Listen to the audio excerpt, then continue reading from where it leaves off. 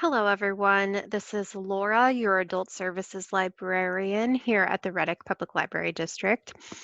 And thank you all for joining us for today's Mindful Moment series. This is the first one that I am doing virtually, so I appreciate you all taking time out of your day to share this experience with me. Today's topic is easy ways to go towards zero waste. So, as I start all of my Mindful Moments series programs, I just wanted to state that this is intended to provide helpful and informative materials on the subjects addressed in this program, and it is to be with the understanding that I am not a medical or health professional or any kind of professional person in the ways of zero waste. I'm just presenting information as a librarian. So with that, we'll go ahead and get started. So what does zero waste mean? This is a buzz topic of recent years. So what does it mean? So, in my own words, I created this definition, which for me, simplifying your consumption and waste to become more mindful, create less stress, spend less, and be more environmentally friendly. Makes me think of this ancient proverb, use it up, wear it out, make it do, or do without. I don't know if you've ever heard that proverb before, but I think of that frequently when it comes to zero waste living. This quote comes from Bea Johnson in her book, Zero Waste Home, The Ultimate Guide to Simplifying Your Life by Reducing Your Waste. So zero waste is not about recycling more, it's about acting on needless waste and stopping it from coming into our homes in the first place. So the ultimate goal for zero waste is to produce zero waste, but every step that you take towards that is a step in the right direction and a step in the mindful direction. So, according to the EPA, the average American sends 4.4 pounds of trash to the landfill every single day. So, think of how many people are in your household, and that's 4.4 pounds per person. Babies are more than that with diapers, disposable diapers if you use those, and other baby cleaning supplies as well. And pets add more to that too. So if you have a cat, think about the cat litter that you throw out, think about other things like that. So this is a quote from Catherine Kellogg in 101 Ways to Go Zero Waste. So zero waste living is a framework. It's a set of ideas that can help you reduce your impact. And by impact, she means impact on the environment and the world. Okay, so now that we've talked a little bit about zero waste, let's talk about how to get started. So you might be thinking, I have no idea where to start. So something that Bea Johnson says in her book, Zero Waste Home, that really resonated with me is she cut it down into 5 steps, and she calls them the 5 R's. So these are the steps to take and guidelines to go by. So there's step 1, refuse, step 2, reduce, step 3, reuse, step 4, recycle, and step 5, rot. So these are the basic guidelines to go by with zero waste living. And we'll go through them one by one. So the first R that she talks about is refuse. So this is basically refusing what you do not need. And unfortunately, this may be socially difficult. Nobody wants to go against the grain or be rude when something is offered to them with no ill will. So think about single-use plastics, freebies, junk mail, unsustainable practices. So think about you're at a conference, you're out with friends, and you get thirsty, and there's single-use plastic water bottles everywhere. So single-use plastics um, are a big no-no. So just refuse. Bring your own water bottle. Freebies. So think about when you're in a hotel room and there's those little mini shampoos and mini lotions. Do you take those or do you leave those? So um, if you prepared your own travel kit, you wouldn't have to use the freebies and they would stay there. So same with junk mail. Why did you register for that in the first place? If you're receiving something that you immediately throw in the trash, do a little bit of work to figure out how to get those mailers to stop coming to you or be sent electronically if you're still interested in viewing them. Unsustainable practices. So this is kind of like, you know, bringing individually wrapped granola bars to your child's soccer game. Or accepting business cards from or a flyer from somebody passing them out on the street, even though you have no intention of using those services from the business card or even reading what's on the flyer. So again, this is where it can be kind of socially difficult, especially, you know, somebody trying to hand you a business card. You know, something that you could say is, oh, I'm sorry, but I'm going paperless. Or, oh, thank you for that information. I'll keep that in mind. I don't need that today. Or something like that. So nobody wants to be rude outright, but this is something that if you refuse something that you do not need in the first place, less of it will be made. So if somebody takes at a conference or something like that, if somebody takes a business card every single time they walk by a table, then that person will need to make more business cards, if that makes sense. So if less people are using single-use plastic water bottles, less plastic single-use water bottles will be made. So that is refuse. So the next step here that Bea Johnson talks about is reduce. So this is reducing what we do not need and cannot refuse. So this is something like, something that you purchase. So you need a pair of boots for the winter.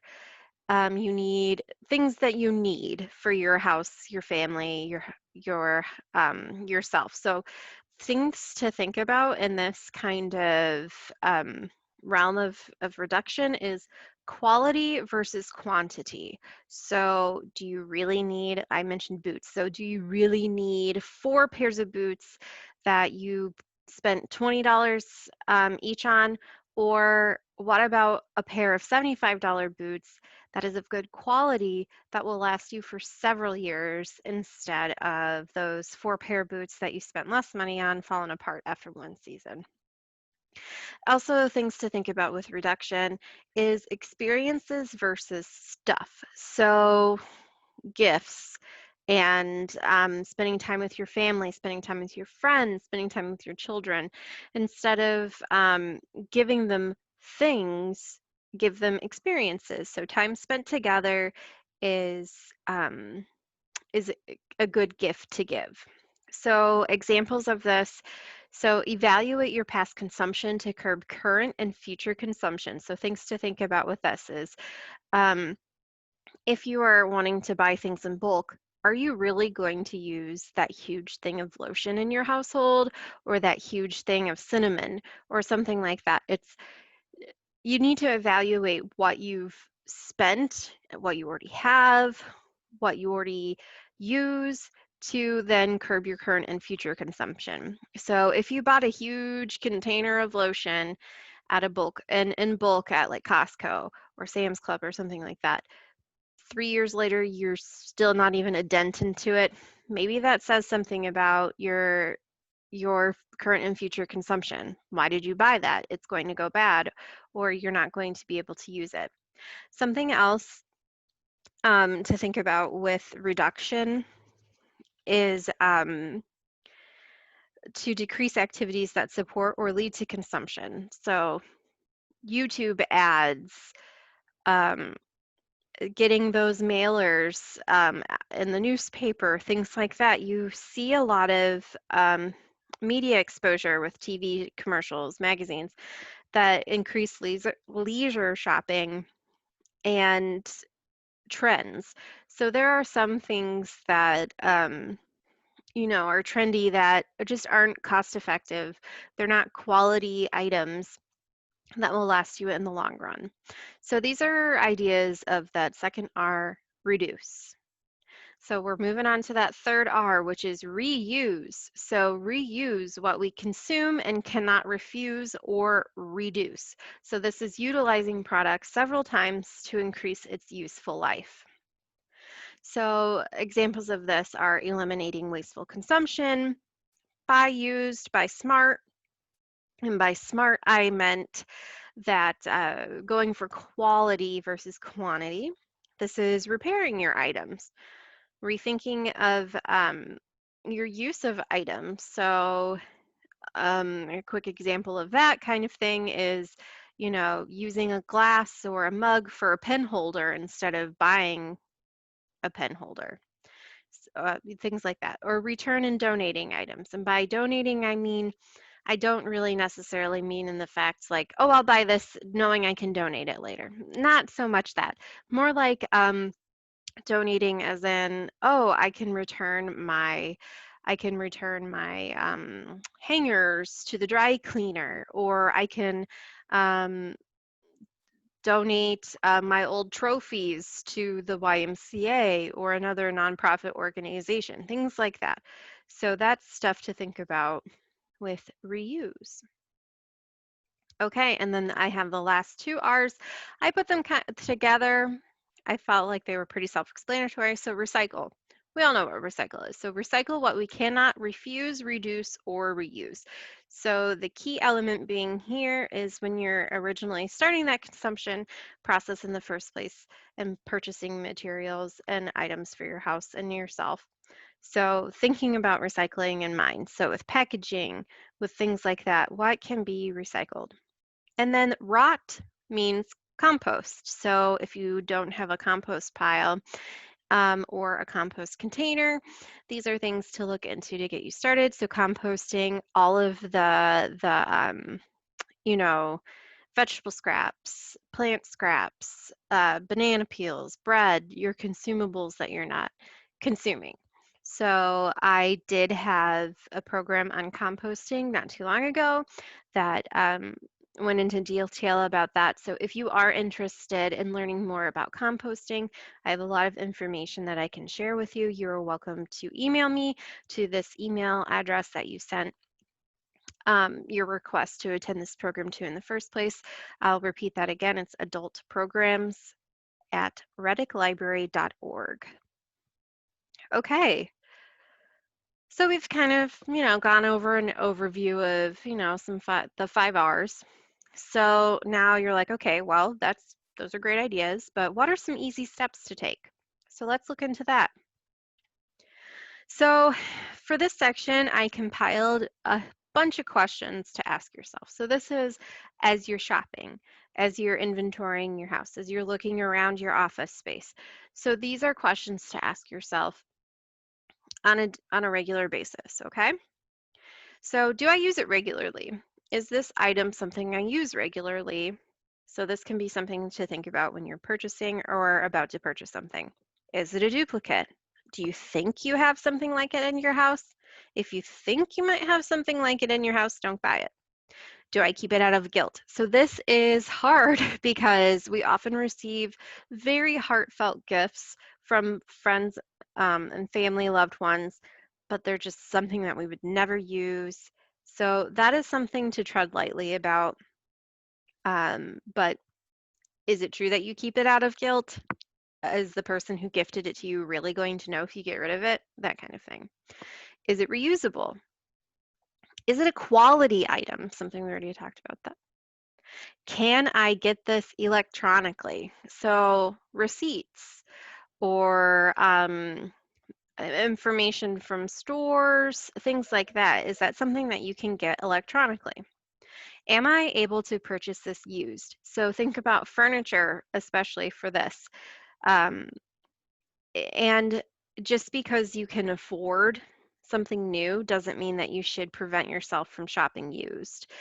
Um, Shopping used is more environmentally friendly, and there's a reason why somebody is selling it used is because they don't need it anymore, but you might need it, and that's just fine. Am I able to repair it? So instead of throwing that pair of jeans away because the zipper is broken, are you able to repair that zipper? YouTube is fabulous for repair videos on almost anything you can think about. And also, you might be able to get a book at the library about it. Can I return it? Can I like the shopping or excuse me, those dry cleaner hangers I mentioned? Can I donate it? Can I get it at the library? I have to self-promote here. The library is the best place to get all of your free entertainment. So instead of purchasing books, instead of purchasing movies and purchasing magazine subscriptions, you can get it at the library because quite honestly, think about how many times you're going to read a book that you purchase. Personally, I only purchase books anymore that I know that I will look at least more than twice in my life, either reading, cookbooks, etc. So the library is perfect for helping you go zero waste and being more mindful about the environment. All right, some more questions to ask yourself.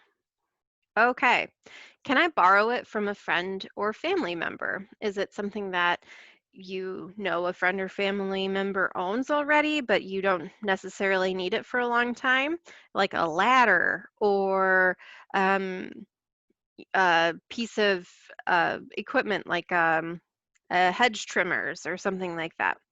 Can I share an infrequently used large purchase with friends or family? Do you and are you and your neighbor interested in sharing a lawnmower? I mean, how frequently is it that you would be mowing at the same exact time?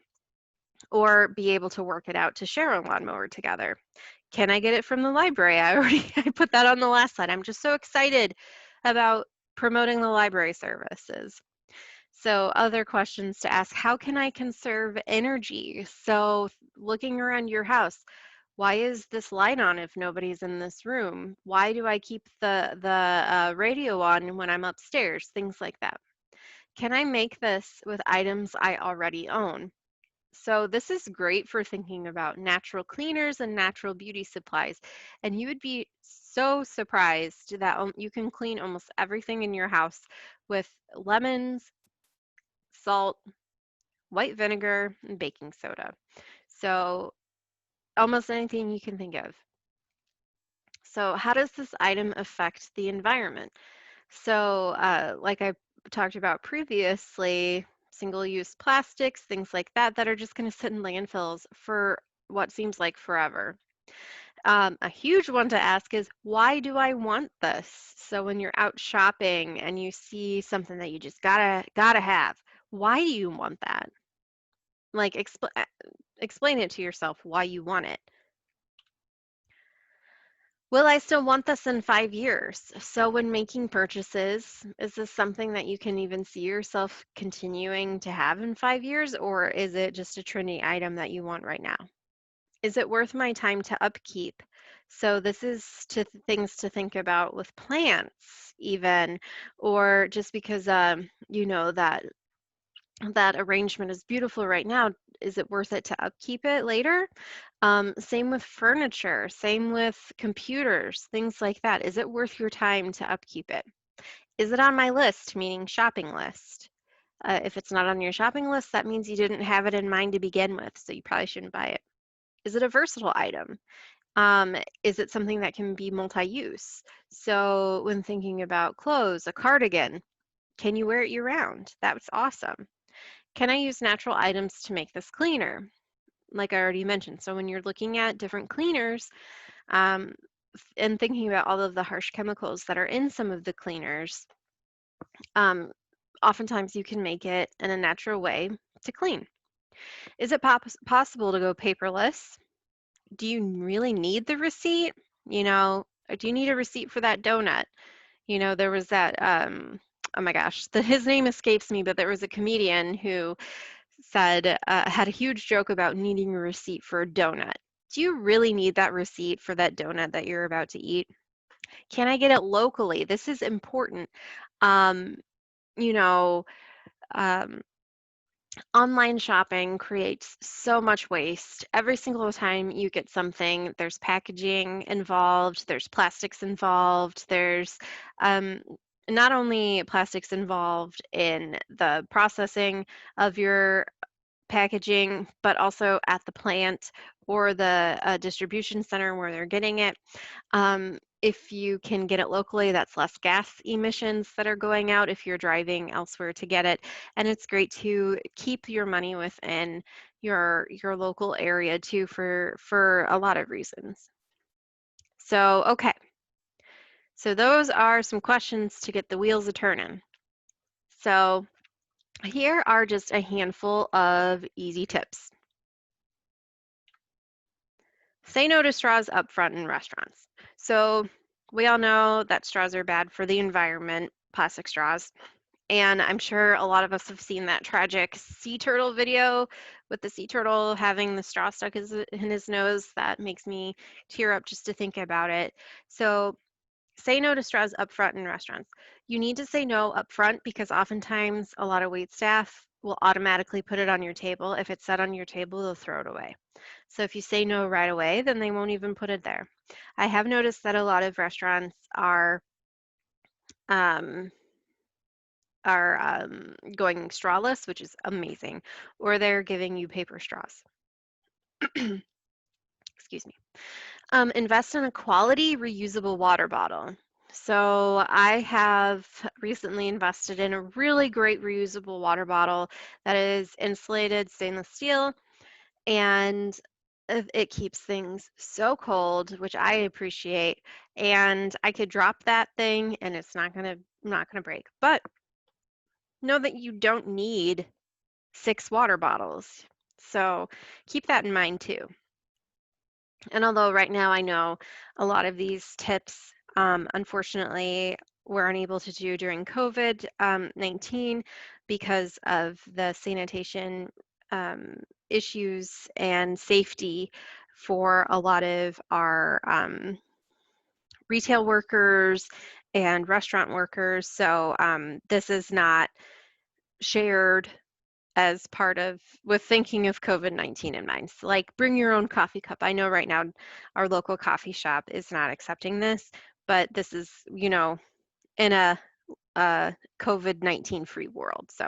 So you can bring your own coffee cup. So if you're like me and you enjoy getting coffee out a lot, bringing your own coffee cup is a way to cut down on those resources. Bringing reusable shopping bags. So I know right now they don't want us to bring reusable shopping bags in, but bringing reusable shopping bags, not only do they fit more, you can fit more in your bag, but it is better for the environment. Using the farmer's market, so buying local fresh produce that almost always is not wrapped in plastic.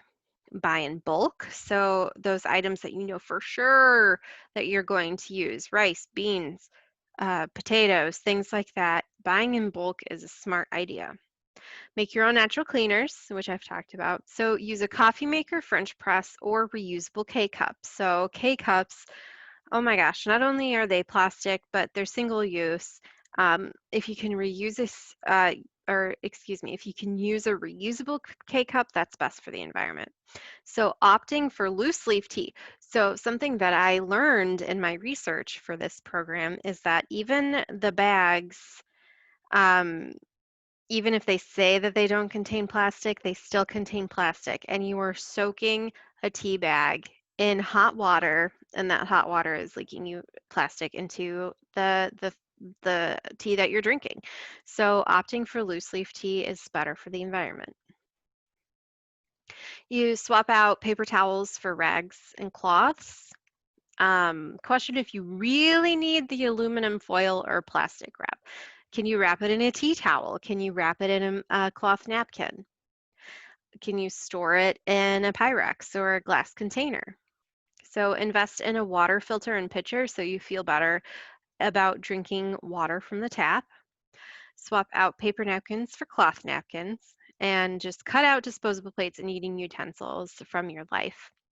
Do meal planning and meal prep to prevent overbuying. So I know this takes time, and often we feel we don't have time to do these kinds of things, but carve out one, half an hour every week to do all of your meal prep and planning, to know your grocery lists, and this will help you. It will prevent overbuying, and then waste reduction too. I know that oftentimes people get into the habits of overbuying produce, and then that produce starts to rot before you can use it. But if you do meal planning and meal prep before that, then you will know exactly what you need. All right. Again, this time we're moving into the bathroom. So make your own natural cleaning products, make your own natural body care products, invest in a water flosser. So these are like what's at the dentist, hygienist uses on your teeth, instead of the floss that we think of it to throw away all the time. Use bamboo or compostable toothbrushes. They're not as expensive as you think. You can get them in bulk. I've even gotten them at Marshall's before. Use shampoo bars. So these are becoming more popular. It is essentially like a bar soap that is for shampoo. They also make ones for conditioners, and it's just not liquid in a plastic bottle. You lather it up in your hands to put on your head. Same with, I don't think I included this, but use bar soap also. Bar soap creates a lot less waste and plastic than our liquid soaps. Question if you really need that cotton ball or swab. Invest in 100% recycled toilet paper. Switch to handkerchiefs over tissues, and switch to a safety razor. So that way you're just throwing out the blades. You're not throwing away a plastic razor every time you do that. So here are some general easy tips. Online shopping creates a lot of waste. So I know that I said that already, but I know how tempting online shopping can be for a lot of people and for ease. Um, and again, this is not thinking in a COVID-19 world. This is thinking more along the lines of a non-COVID-19 world, but online shopping does create a lot of waste. So, like I mentioned earlier, all of the plastics and waste at the distribution center and the packaging, so much. Air dry or line dry your laundry if you have space in your house to invest in some drying racks, things like that.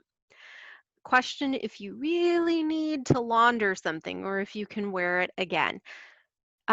Levi Strauss jeans, I was reading in my research for this program.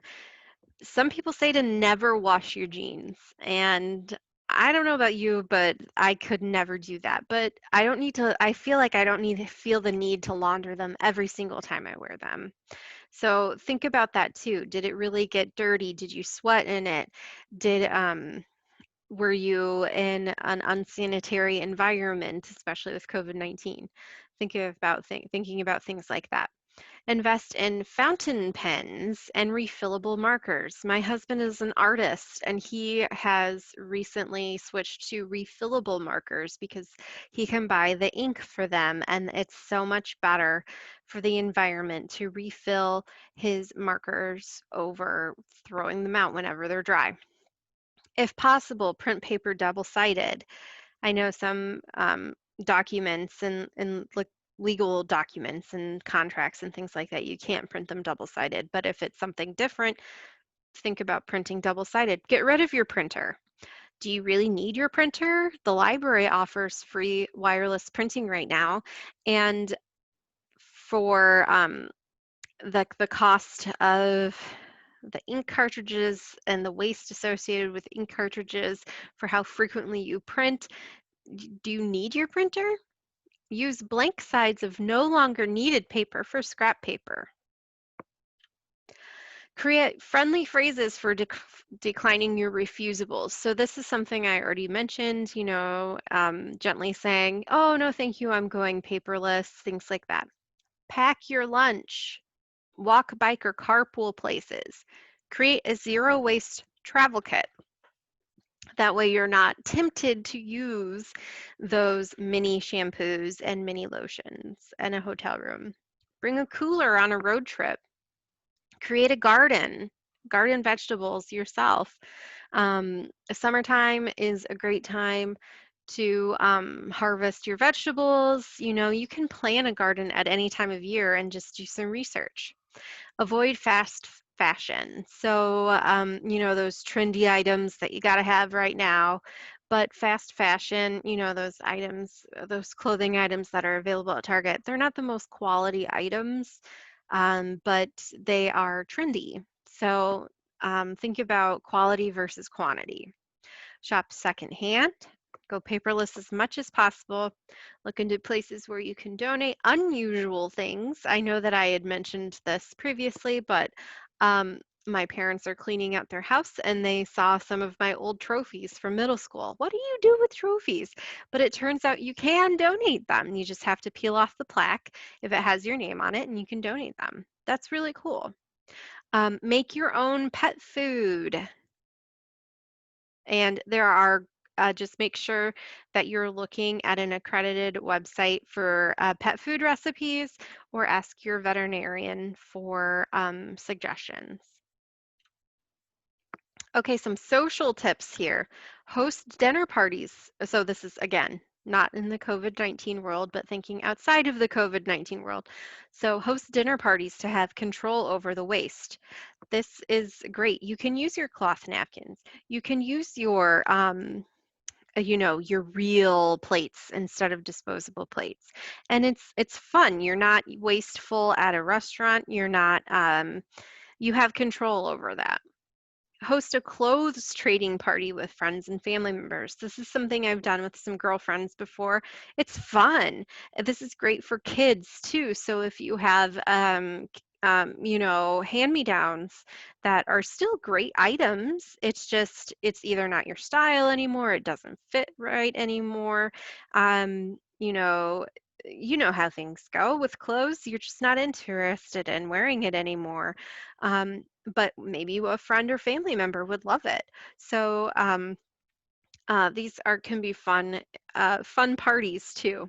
I know I mentioned this already, but gift experiences, honorary donations or consumables meaning your favorite candy, your you know your favorite pizza, things like that, and ask for the same. So you know, if somebody's struggling to think of what gift to give you and you know that you want an honorary donation to the zoo or to NPR or something like that, ask for that.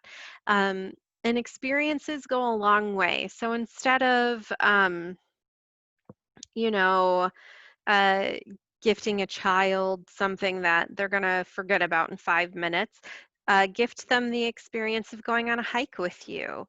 You know, they'll probably remember that hike a lot more than they would remember, you know, that plastic toy that they're no longer interested in playing with 5 minutes after you give it to them. Use decor you already have or borrow from friends and family. So if you're hosting a themed party like Halloween or something like that, just because something is technically not a Halloween decorative item doesn't mean you can't use it for a Halloween decoration. If you have, you know, get creative with that. You can use old paper bags to make ghosts, things like that. Forget party favors. Like people don't need party favors. That's just my opinion. But party favors, I can't tell you how many weddings I've been to where there's a party favor and I forget it or I'm just not, I throw it away, you know? So, party favor, you don't need to give party favors. Or if you really, really think you need to do party favors, do consumables again. You know, some jelly beans or some candies that are in a nice paper box or something like that. Get creative with gift wrap. You don't need to buy expensive gift wrap. You can use paper sacks and decorate it yourself. You can use old maps. You can use old newspapers, things like that, and it will still look beautiful. Okay, so after those tips, let's talk about challenging yourself. Ways to challenge yourself. So here are some challenges. I challenge you. Make a list of everything you trash for a full day and see how long that list is. Inventory all of your clothes in a spreadsheet, all of them, underwear, socks, leggings, tank tops, whatever you have, inventory all of it, and you will be shocked at how much you have. Write down everything currently in your pantry. This is great too for when you're doing meal planning and meal prep. You know, oftentimes my husband and I will look at each other and be like, oh, we need to go to the store. We don't have anything for dinner. We have plenty of options for dinner. We just aren't being creative enough, and we honestly probably don't know what we have. Write down every time you buy food or drinks out in a week, coffee, sandwiches, if you enjoy buying a soda out, sodas, and think about all the waste associated with that. For every item you're throwing away, explain why you're throwing it away to yourself. I'm throwing away this tissue because I sneezed in it. But if you were using a handkerchief, you wouldn't have to throw it away. Things like that. Bring your lunch to work every day for a week. So a lot of us are already bring lunch to work, but there are a few of us who don't. So if that's a challenge for you, bring your lunch to work every day for a week. Make a weekly meal plan list. This is something I've already talked about. Sleep on purchases. So a lot of retail places will hold items for you overnight, and that allows you time to sleep on your purchases. So if you're still gotta have it, must have it, um, then maybe that's something to think about if you think of, or if you're still thinking about that purchase. This is great for big purchases like cars or furniture pieces, things like that too. Investigate places to donate unwanted items in your house. So there are other nonprofit organizations and wonderful organizations than just Goodwill and just Salvation Army too, that you can donate specialized items. So it might be nice to look around into that. If it's less than a mile and the weather is nice, walk to your destination or bike to your destination. Talk with a friend or family member about their zero waste efforts. So, if you have a friend or family member who is interested in trying to become more conscientious about the environment and their waste and consumption, chat with them. It's great to have a partner in all of this or a friend in all of this. If your spouse or life partner is interested, um, share, create open dialogues about it with them too. It's nice to not do this alone. Don't be afraid to be an example and try something new. So don't be afraid to seem slightly rude if you're refusing something from a friend because you know that you don't need that item. Um, or don't be afraid to be the person at your work who sets up the recycle bin. It's not about perfection, it's about making better choices. And I'll leave you with this quote from Catherine Kellogg in 101 Ways to Go Zero Waste. Every day you make decisions that impact the planet, and you get to decide if they're positive or negative.